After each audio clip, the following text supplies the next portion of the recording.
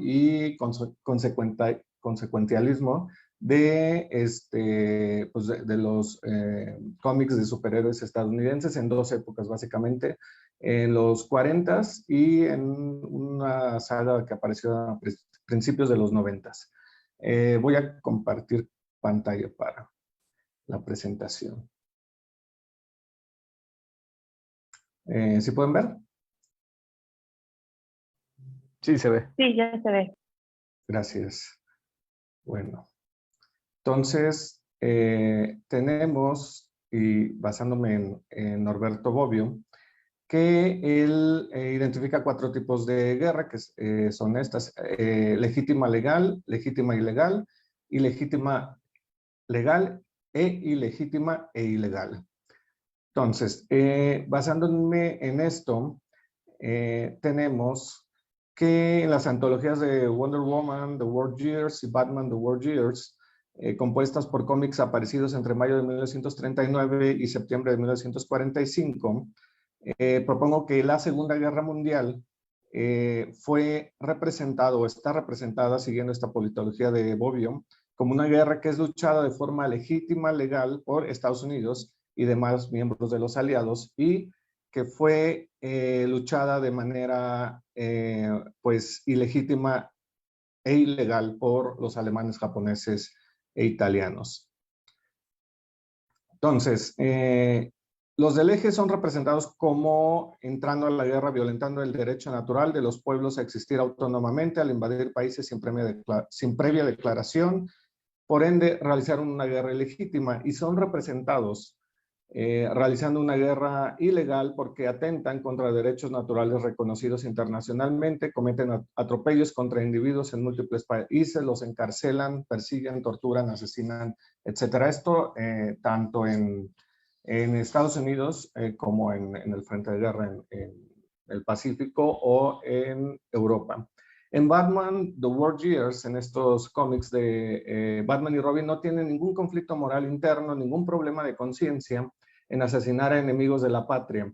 Sorprendentemente, los héroes principales no muestran inconvenientes para asesinar a soldados enemigos, pero tampoco a criminales connacionales o a otros estadounidenses. Tecnológicamente hablando, en estos cómics del 39 al 44, Batman no duda en emplear armas de fuego para aniquilar a los enemigos, una técnica que no volvería a aparecer pues en el propio superhéroe, o no volvería a emplearlo después en los cómics, o tampoco en los materiales audiovisuales que podemos ver, con excepciones como esta nueva película de Batman v Superman. Entonces, tenemos un relato que se llama The Batman Wars Against the Dirigible of Doom. En este, el superhéroe se enfrenta a un villano que con claridad es una copia de Napoleón Bonaparte, inserto en el ambiente de los Estados Unidos del 39, y también podemos decir que los compinches de este villano tienen rasgos de Guillermo II de Alemania, el líder de los alemanes en la Primera Guerra Mundial, de Erich Ludendorff y de Paul von Hindenburg, que son los mayores generales, como saben, de la Primera Guerra Mundial en Alemania. Y no es gratuito tampoco que el relato tenga como protagonista un dirigible, aludiendo a lo que quedó en la historia como el desastre del Hindenburg, ocurrido el 6 de mayo del 37, y que fue un golpe publicitario contra el régimen nazi. Tenemos otro relato que se llama The Train Burglar, de septiembre del 41, una fecha previa por poquito al momento en que los Estados Unidos sufren el ataque de Pearl Harbor, en donde Batman y Robin se enfrentan a un grupo de espías, que son los que ven aquí en la pantalla, los cuales no se dice explícitamente su nacionalidad, pero en el cómic ya se ve que son pues germanos y que tienen acento marcado alemán. Intentan robar ciertos descubrimientos científicos, pues, aprovechando la tecnología de Estados Unidos. Y existe otro relato que se llama Swastika Over the White House, de noviembre del 42, donde los superhéroes se enfrentan a un complot, aquí ya explícitamente de alemanes, para sabotear la industria y el esfuerzo de guerra de Estados Unidos. Entonces, en otro relato que se llama The Two Futures, de marzo del 43, Batman y Robin acuden precisamente a un grupo de historiadores catedráticos de la Universidad de Ciudad Gótica para averiguar cuál será el desenlace de la guerra. que se desenvolvía en aquella época. Lo que nos revela este último cómic, dicho sea de paso, es una imagen de historiador anticuada, como intelectual capaz de predecir el futuro, una imagen muy decimonónica de tal oficio como la que tenían Comte o Marx o Tocqueville y otros. Entonces, el Batman de principios de los 1940 aniquila a los enemigos de su país, sin ningún conflicto de conciencia, obedeciendo pues esta postura de los defensores de la guerra justa como Michael Walzer, o también teniendo otra explicación más filosófica de esta actitud, pues podríamos decir que el superhéroe actúa conforme a las ideas platónicas de que el ser humano debe hacer todo lo posible, incluso asesinar en aras de la protección de la nación, esto que vemos en la República de Platón. Hacia 1944, Batman deja de matar en los cómics, ya que está próximo el fin de la guerra, y posteriormente se le asigna la específica regla de nunca matar. Luego, entonces, tenemos que se le asigna una deontología moral que lleva este deber hacia el respetar la vida y ya no el deber hacia la patria.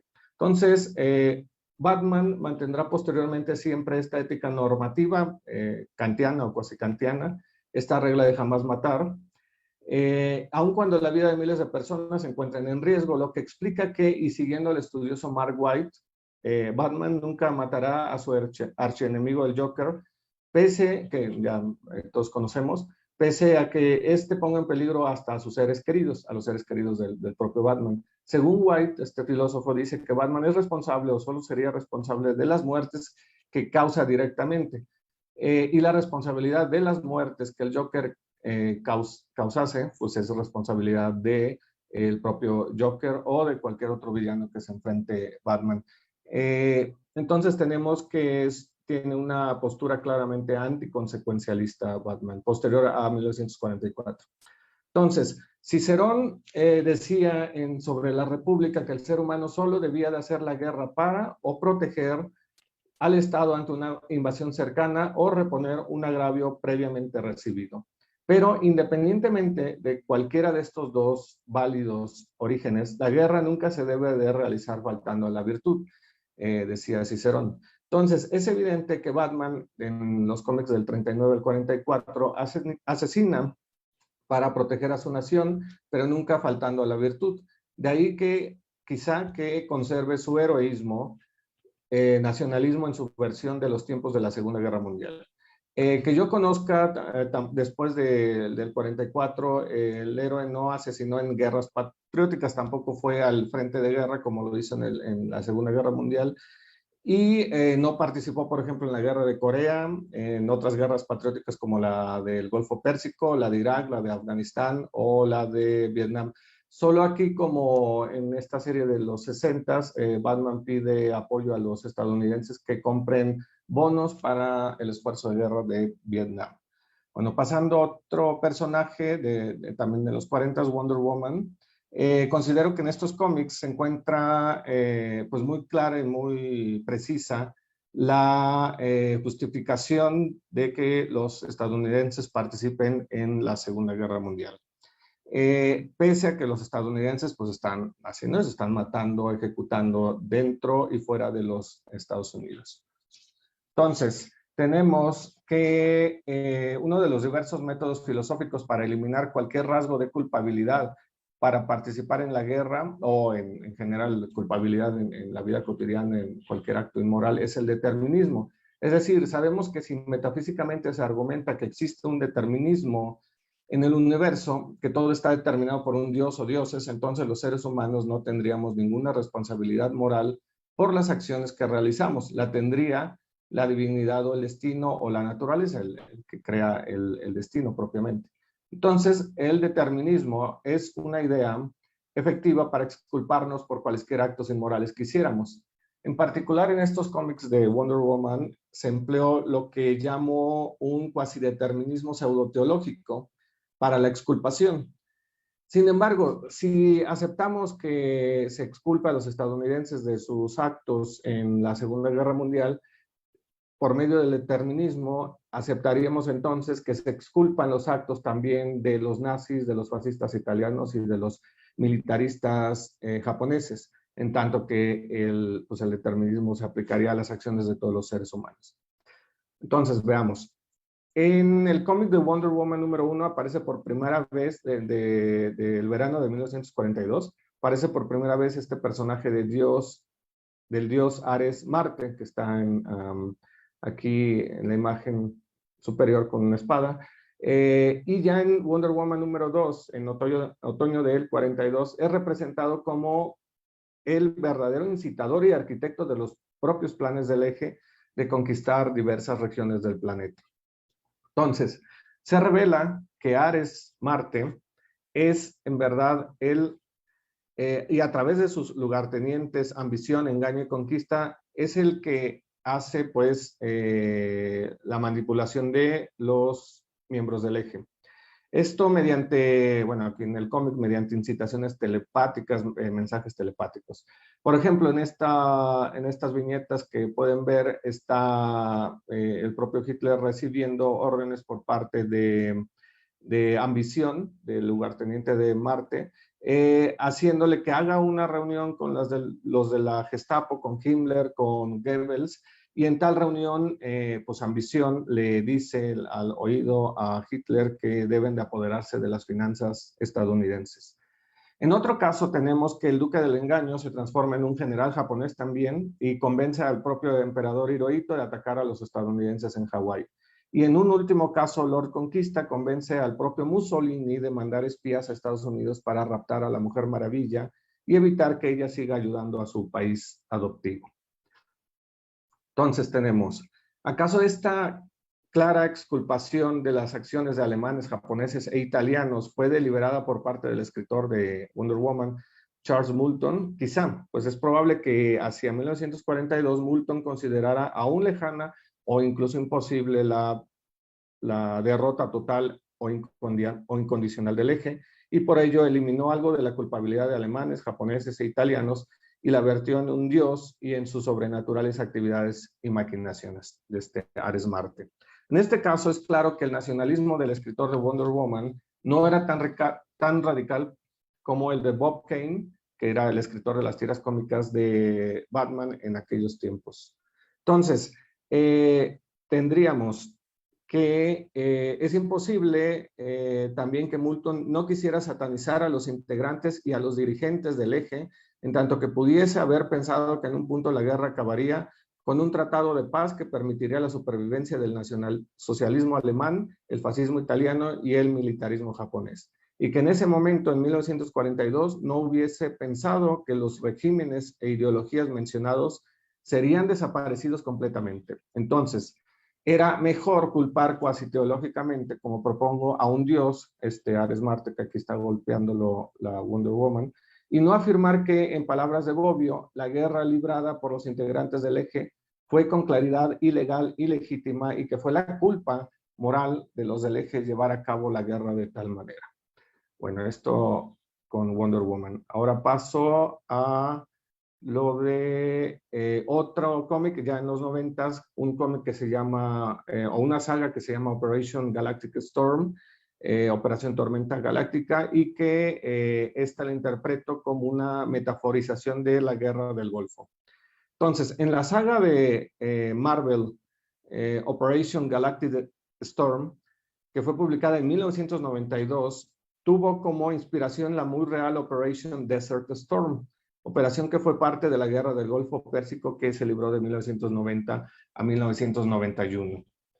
En la saga se enfrentaron, en esta saga de Marvel, los ficticios imperios intergalácticos Shi'ar y Kree. Los Shi'ar es un imperio como multicultural e intergaláctico, y los Kree es un imperio de una raza extraterrestre que la mayoría de ellos son azules, que aquí están del lado izquierdo de su pantalla.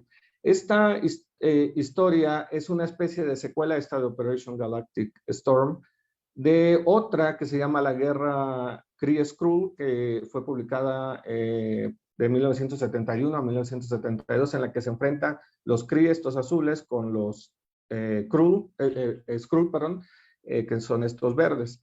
Y prácticamente esa guerra termina a tablas, lo cual hace que los Skrull años después instiguen al imperio multicultural de Shi'ar a guerrear contra los Kree.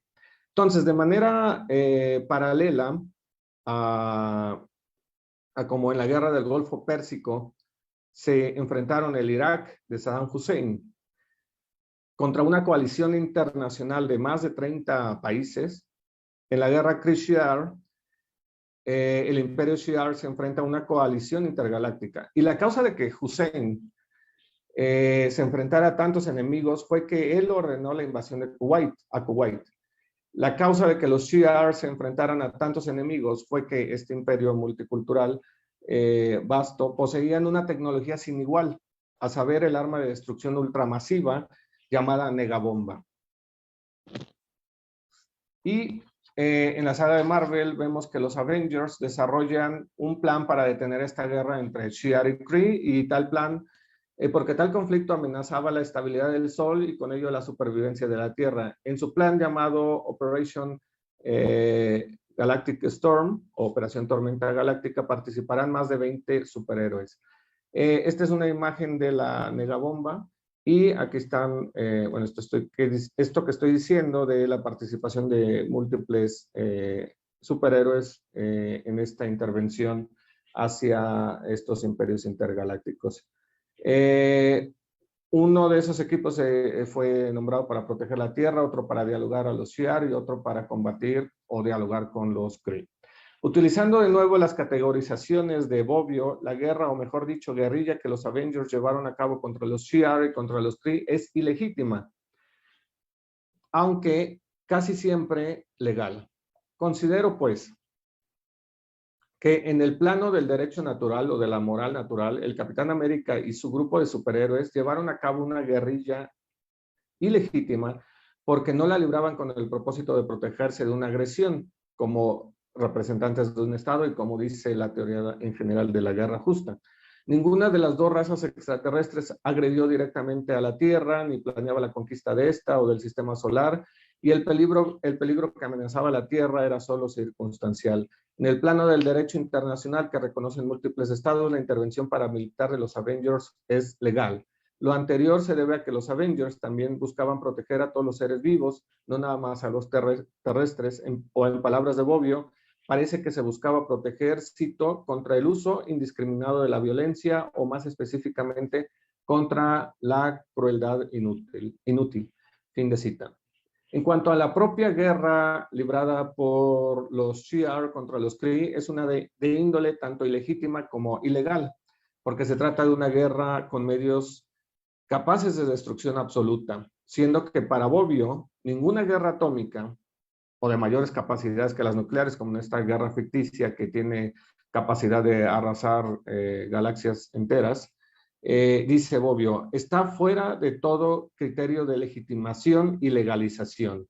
En una palabra, es incontrolada e incontrolable por el derecho, como un terremoto o una tempestad.